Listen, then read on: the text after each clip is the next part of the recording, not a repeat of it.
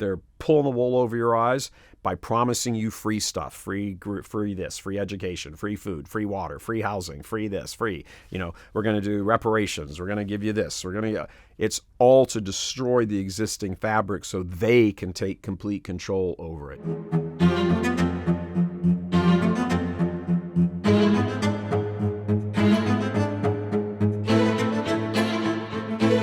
Hi, everybody. Welcome to the Michael Voris Show. I'm your host, Michael Voris, and today we're going to be talking about communism and socialism, and more importantly, how so many young people under their 30s, are 30 and under, how they're so enraptured by this, and they think it's all wonderful and good and all of that. Communism, fascism, socialism, progressivism, Marxism, it's all the same thing. There may be little itty-bitty distinctions here or there with regard to like an economic policy, but at the end of the day, it's all the same thing, and it's based on one principle that undergirds all of it, and that's what we're going to be talking about, and that's what we're also going to be talking about with regard to young people who are being deluded by Marxists and communists about all of this stuff. Just want to give a little shout out that this show is brought to you by our Strength and Honor Conference, our men's conference. Happens the first weekend of August, August 4th through 6th. That's Friday, Saturday, Sunday, right here in Detroit. Please click on the link and sign up and come. We always have a couple 300 guys here that, it's a really good time, loads of fun, lots of fantastic information. We have John Doyle from Heck Off Commie talking about today's show. On our young guys panel, we have Jesse Romero here. I'm here. We're going to have it's going to be a good time. It's going to be a good time, and well worth it. Click. Dads, bring your sons. Granddads, bring your sons. Everybody, come on along. By the way, lots of wives and moms and stuff come along on this too. They don't go to the conference, but they take a little trip. They go to Detroit. They all go out shopping and stuff because it's a men's conference, but it's always a really good time. Now, back to the topic of the show.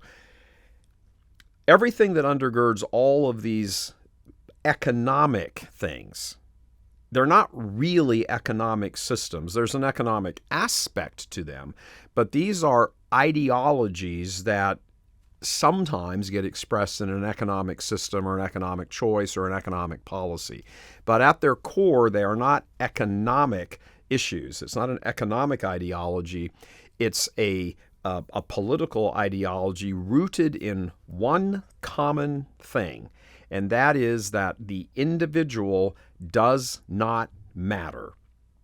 If you oppose communism to, say, Catholicism specifically, or Christianity in general, what does Christianity, what does Judaism for that fact teach? And Catholicism obviously specifically teach that man is made in the image and likeness of God.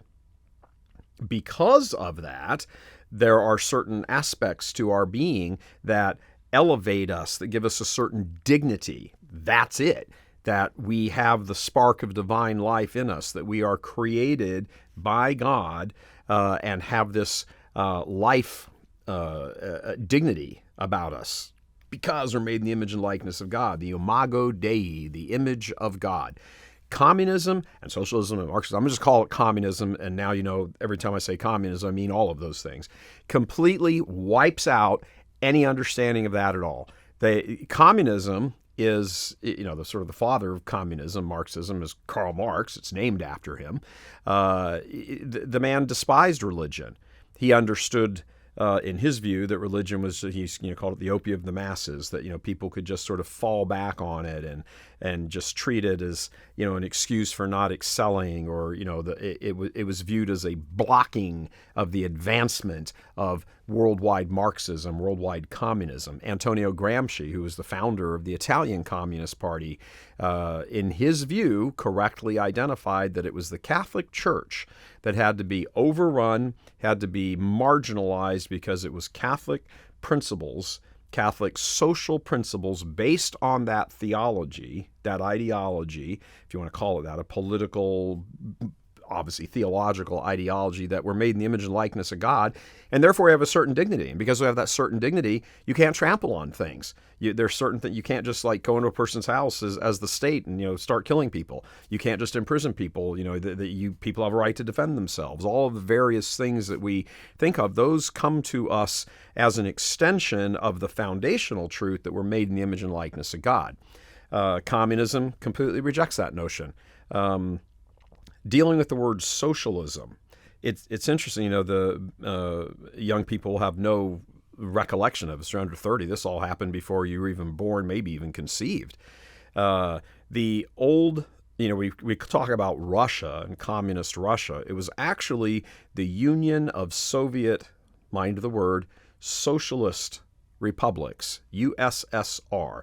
The U.S. had a Cold War with Russia from essentially the end of World War II until 1991, when the hammer and sickle flag came down over the Kremlin the day after Christmas, and the Russian flag went up. Very moving scene, very famous scene.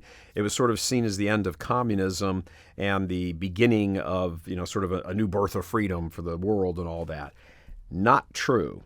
It was the end of the USSR, absolutely.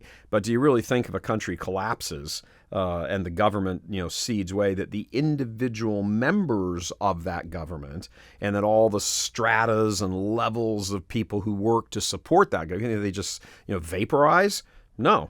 They went off in large part, many of those people went off in large part to found and already help fuel existing green parties throughout all of Europe. This is, we don't start hearing much about the whole climate change stuff until the, back in maybe the 70s and 80s, but this was already being engineered by Mother Russia, meaning communist Russia, meaning the USSR. And one of the benchmarks of communism is that the individual does not matter. They pretend that the individual matters, and there's this kind of idea that everybody is equal. Everybody should be treated equally. Communists are great at mixing their terms together in such a way where everything sounds good. Free stuff. Here, you deserve free healthcare, free food, free housing, free education. What they don't tell you is how that's all paid for. It's paid for by the people getting it. Now, this is a debate, a hot topic on college campuses these days. And, if you ask somebody, a young person on a college campus, because they're incubators for communism, all of those hippies that were running around back in the 60s and 70s, those people all moved into education, into academia. They took off their tie-dye shirts and they put on a T-shirt and a frumpy old, tweed jacket with the, the velvet elbow patches, and they started teaching class. And what they've done is they have formalized all their protests from the 1960s and 70s. They've now formalized them and introduced them into college curricula. And so when you're looking at some of the videos we're about to show you, I want you to think about what's going on in the background here. Let's first take a look at this little video where somebody is walking around asking young people if they think socialism is a good idea. Listen to the blind guide answer. Which would you rather have in America, socialism or capitalism? I would say socialism. How do you view the word socialism, favorably or unfavorably? I guess I would go with favorably. Like, I have family in Europe. They go to college for free. Their healthcare is paid for. They don't have to worry about it at all.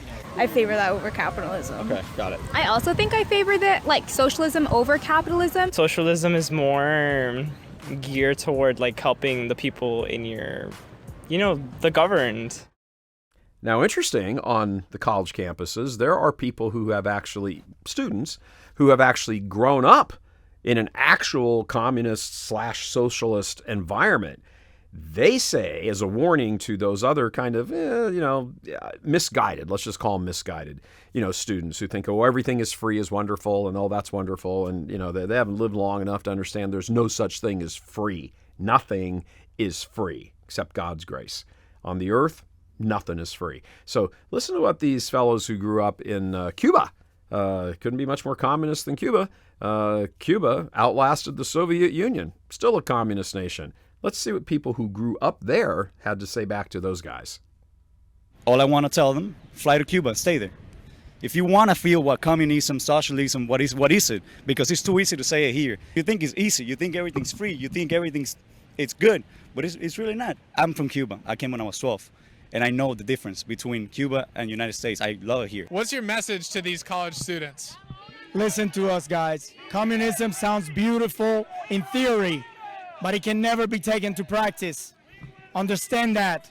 Communism kills. They take everything. They teach you, they tell you what to think, what to feel.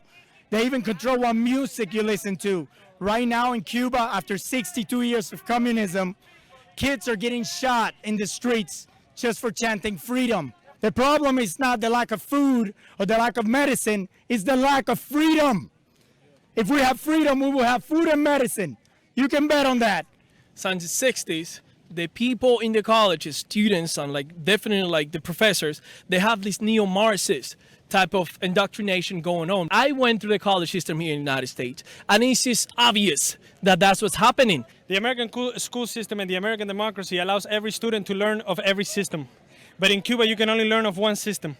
It's only one type of knowledge, and that is communism. That is wrong. They have to learn about capitalism. They have to learn about democracy. The idea of capitalism is greater than communism, and I say it to all of the students. So how does it get to be the case that young people in colleges, college classrooms, are spoon-fed this stuff and they believe it so readily?